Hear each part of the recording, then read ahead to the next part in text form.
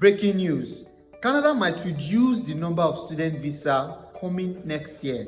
Check this out. The question of housing has been plaguing the government, and one solution up for discussion is raising some eyebrows. That is the idea of putting a cap on the number of international students. The federal housing minister says this is one of the options the government needs to consider. Sean Fraser is the Minister of Housing, Infrastructure and Communities. Hello, Minister. Hey, it's good to be with you. Glad to have you. Listen, you certainly attracted some attention when you raised the prospect of putting a cap on international students coming to Canada as a way of easing pressure on the housing market. You also, though, seem to suggest that maybe that was a premature conversation. A lot of people are going to be watching that conversation closely. What kind of timelines are we talking about here in terms of making that decision?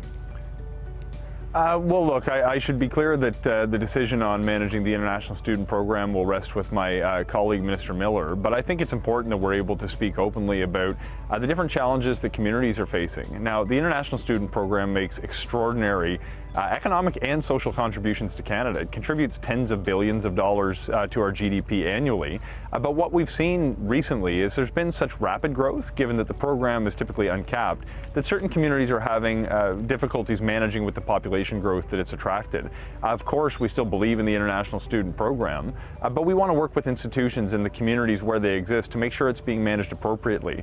It's not fair for the students who come to be exploited and left without adequate housing. There are some institutions, some private colleges that are not necessarily good actors, but I'm convinced have come to exist for the purpose of exploiting financially those international students who come to Canada.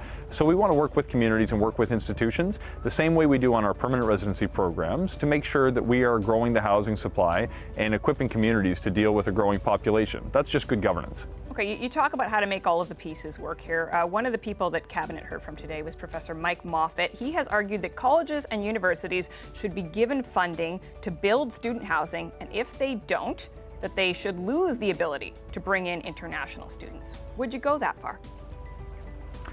Look, there's different solutions that different people are pitching to help address this challenge, but I don't think anyone disagrees that we need to make sure that we're better aligning our housing, our healthcare, our industrial policy with our immigration policy. Professor Moffat has made the suggestion, as you've indicated. Others have called for a cap. Others still have argued that we should work with institutions to ensure that they're making the necessary investments, not just in housing, but to better support students in their studies and in their integration into the community as a quasi-settlement service provider.